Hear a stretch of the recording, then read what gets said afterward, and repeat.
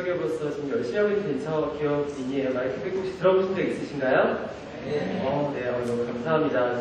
잘 모르시는 분들은 뭐 미친백도 이렇게 읽기도 하시고 마이크로이펙트 보여드리기도 하세요. 그래서 저희는 미치지도 않았고 마이크로소프트 자회사도 아니고 마이크를 판매사도 아닙니다. 저희는 이제 로고에서 보시다시피 긍정적인 모티브와 감동적인 스토리 가치 있는 지혜를 가진 사람과 듣고자 하는 사람들이 연결해주는 그 링커의 역할들을 하고 있죠. 그래서 지금 저희 같이 해가지고 열심히 하고 있어요. 같이 하고 있는데 이제 좀 3년쯤 지난 시점에서 좀 늦은 고백을 하려고 해요. 사실은 어제 벤처를 하고 창업을 하고 지금까지 왔는데 너무 신기하고 어찌 보면 좀 부끄러울 수도 있지만 창업에 대해서 단 한 번도 생각해 본 적이 없어요. 창업은 저의 꿈이 아니었습니다. 저희 부모님은 이제 저를 굉장히 믿어주세요. 정원아 네가 하고 싶은 거 다 해라. 다 밀어줄게. 네가 하고 싶은 거 다 해라. 단 사업만 하지 마. 그러니까 이런 얘기를 말로 이제 어머님도 많이 말씀하시잖아요. 그래서 이번 기회에 한번 생각해봤어요. 창업 동기 이런 거 많이 물어보는데 배트맨 비긴즈처럼 마이클 임팩트 비긴즈 이런 거 무엇일까? 시리즈가 막 나오고 난 다음에 이제야 좀 생각하게 된 거예요. 첫 순간이 무엇이었습니까? 보통 스티븐 잡스 보면서 저렇게 되고 싶다. 세상에 저런 문제를 해결하고 싶다. 돈을 많이 벌고 싶다. 이런 생각들을 많이 하잖아요. 근데 저는 너무 신기하게도 창업을 맨 처음 꿈꾸지도 않았지만 그 시작의 순간들을 돌아보면 가장 첫 순간은 이 순간이었던 거예요. 10년 전, 한 3년 그 순간이었던 것 같아요. 되게 못생겼죠, 그죠? 10년 전입니다. 22살 때인데요. 사실 이제 22살이 되고 이제 대학교 2학년이 이제 올라가는데 대학교 2학년이 올라가면서 이제 신입생 때 굉장히 많은 시행착오를 거치잖아요. 근데 이제 선배가 됐다고 저의 시행착오 경험이나 저의 경험이나 스토리를 한번 공유하고 싶어서 이제 신입생들이 좀 시행착오를 줄이게 하고 싶다라는 이제 좀 그런 생각이 있었어요. 그래서 영양대 학장님이 찾아와가지고 제가 이런 스토리 한번 공유하고 싶습니다 라고 하니까 정말 웃으시면서 정말 교수생활 오래 했지만 너 같은 또라이 처음 본다 라고 말씀하시면서 좋은 또 기회를 주셨어요. 1시간 동안 얘기를 하셨죠. 물론 잘 못했어요. 컨텐츠도 그렇게 좋지도 않았는데. 근데 제가 느꼈던 거는 저의 그 부족한 경험과 생각들이 전달될 때의 그 희열, 저의 생각과 저의 스토리가 전달돼서 이 사람의 삶을 조금이라도 나아지게 할 수 있다라는 그 조금의 가능성, 이것만으로도 저에게는 어마어마한 희열이고 너무너무 큰 가치였고 무의식 속에 굉장히 큰 충격이었어요. 창업이나 이런 거는 절대 연결되지 않지만 그때의 경험이 어찌 보면 마이클 시작이었다라는 생각이 듭니다. 이건 비단 저 혼자만의 이야기가 아니더라고요. 저 사진 속에, 저 흰옷 속에 있는 분 누군지 아세요? 아시는군요. 네, 반기문 유엔 사무총장입니다. 고등학생 때. 저 외국분은 케네디예요. 사실은 이제 전전에 나오지만 유엔 사무총장님이 이런 글로벌 리더의 꿈을 꾸게 된 게 해외 대통령을 처음 만나고 이런 스토리를 처음 들었던 게 이런 꿈을 꾸게 된 가장 큰 첫 번째 계기였다고 합니다.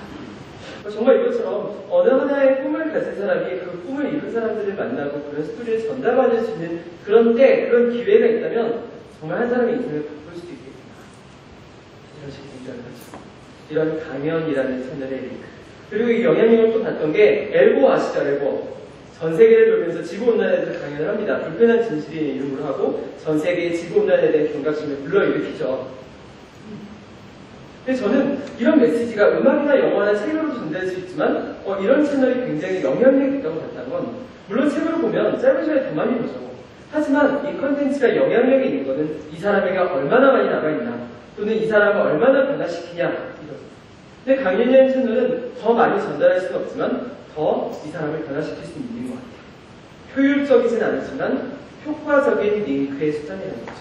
이런 강연의 가능성을 보고 스피커와 리스너를 연결시키는 이런 강연이라는 링크에 대해서 주목하게 됩니다. 근데 이 강연이라는 링크에 대해서 한계를 보게 돼요. 첫 번째 한계, 바로 왜 강연자는 다 똑같을까? 왜 교수님, 왜 박사님 이런 분들만 강연을 할까 이런 생각을 했죠. 이런 강연자에 대한 고정관념을 바꾸지 않으면 강연자가 정해지고 메시지가 정해지고 임팩트 역시 정해지고 그냥 돌고 도는 세상인 거예요. 그렇지 않으면 임팩트가 커질 수가 없는 거죠. 어떻게 하면 강연자를 확대시킬 수 있을까? 강연자에 대한 고정관념을 바꿀 수 있을까? 이 고정관념을 바꾸겠다는 가장 큰 신념으로 첫 번째 부른 분이 바로 이분이죠. 네.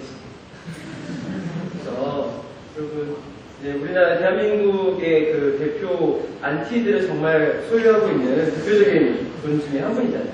근데 사실은 저분을 보면 비호감이고 안티도 많고 뭐 현실적으로는 그렇지만 근데 저분의 소울이나 세계관이나 뭐 유학 가서 고생한 이야기나 이런 거는 컨텐츠로서 가치가 있는 거거든요. 근데 하지만 저 사람이 저런 스토리를 가지고 있고 뭐 이런 것들에 대해서 아무튼 귀를 기울이지가 않는 거예요. 근데 저런 콘텐츠 사람들한테 전파할 수 있는 장이 있으면 얼마나 좋을까 생각을 했던 거죠. 보셨던 분은 저런 분 누군지 아시죠? 네. 사실 지금 굉장히 많이 아시는 박원순 서울시장님이신데 근데 이전에는 아름다운 세상 이사장님으로 있을 때는 사실은 많이 알지는 못했어요. 지금보다는 인수가 그렇게 높진 않았었고 근데 이분의 소울이나 세계관이나 스토리가 너무 좋았기 때문에 전달해주는 채널이 굉장히 많이 필요했던 것이죠. 이렇게 채널을 만들고 정말 놀라웠던 거는 사람이 올라왔을 때 교수님인가 누구지 막 이랬는데 나중에 끝나고 나서 30분 강의 끝나고 나서 그 돈 없는 대학생 200명 정도가 기부 서약을 한 거예요. 정기 기부를 한 거예요. 깜짝 놀랐죠. 정말 변화시킬 수 있고. 물론 한 다음 달에 많이 해약을 했다고 하긴 하더라고요.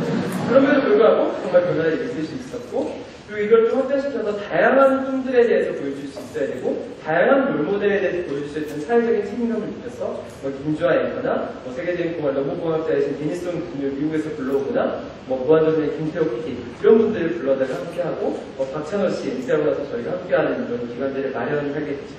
이걸 또 넘어서서 정말 강연에 대해서 아예 관심도 없는 사람 아예 강연은 앞으로 할 생각도 없고 전혀 생각도 없는 사람들 이런 사람들이 불러오기 시작하는 이런 거죠.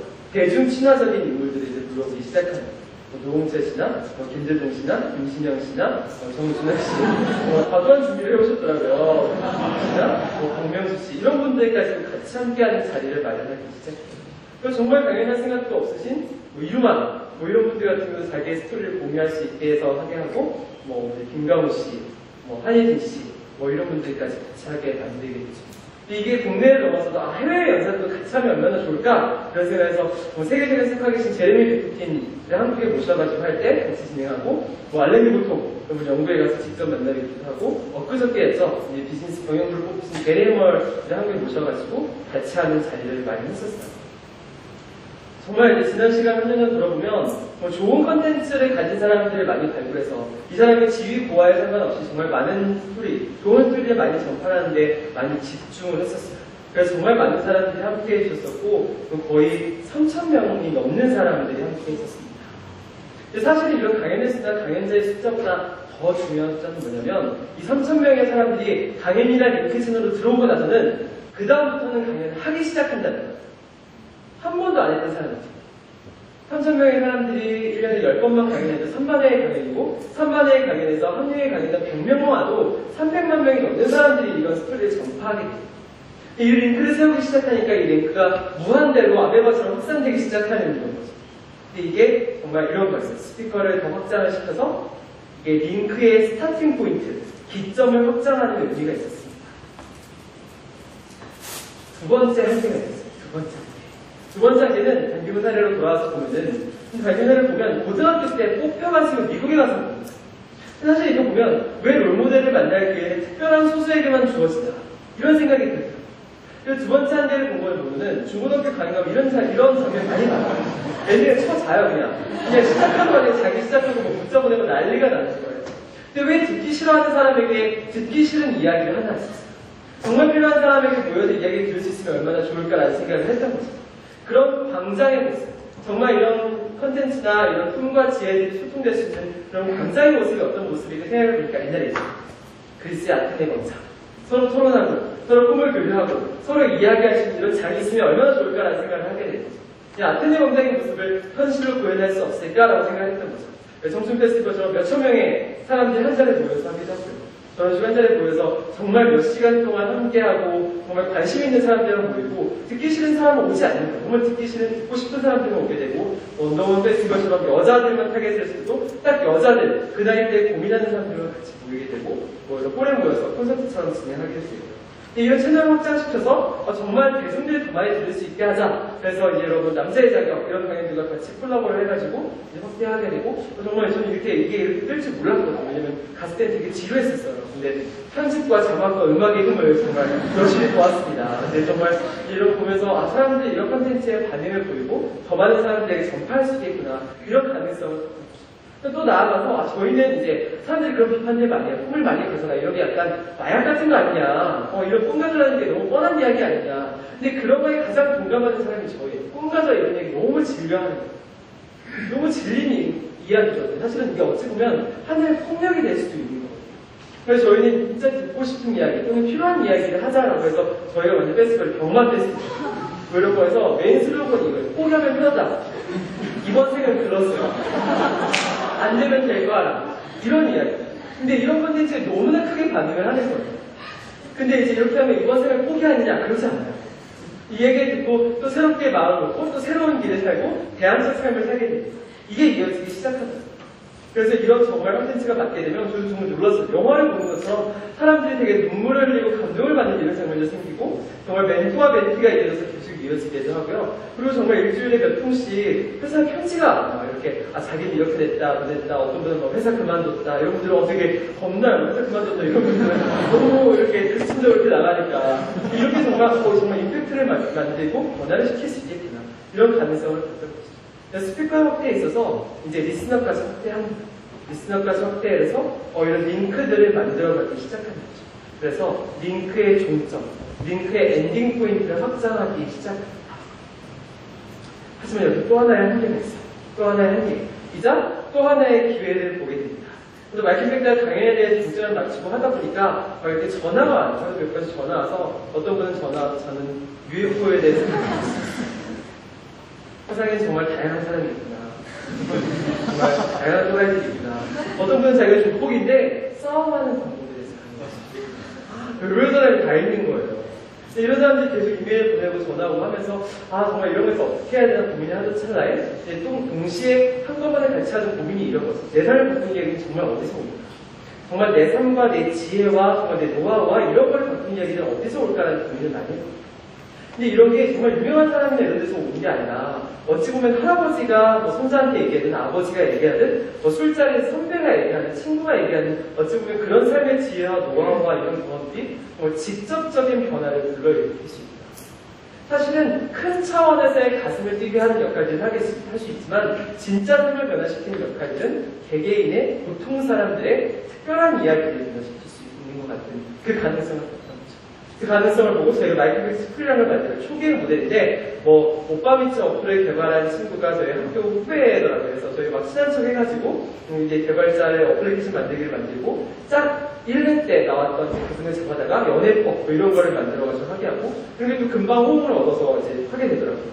그래서 자신의 이야기를 펼치기 꿈꾸는 사람들, 이런 사람들을 발굴해서 이 보통 사람들이 특별한 이야기를 할 수 있는 장을 만들자.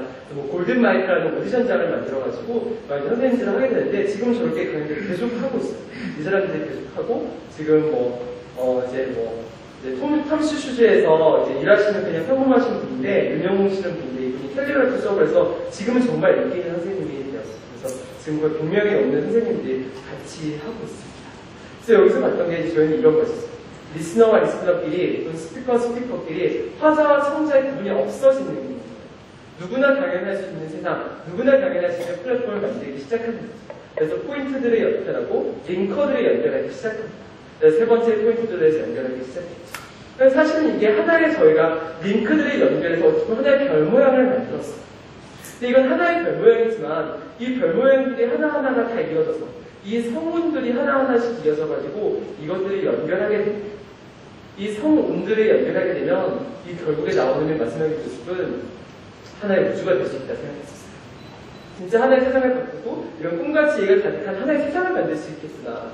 결국에는 우리가 꿈꾸는 그 그리스의 아테네 과정처럼 꿈과 지혜가 소통되는 이런 모습이고 결국엔 이게 사회적 자본 이런 꿈과 지혜가 더 쉽게 접촉할 수 있는 그런 세상, 그런 사회적 자본을 가득한 그런 세상을 만들 수 있겠구나 이런 생각을 하게 됐죠. 이런 세상을 만들기 위해서 가장 필요한 첫 번째 조건이 뭐예요?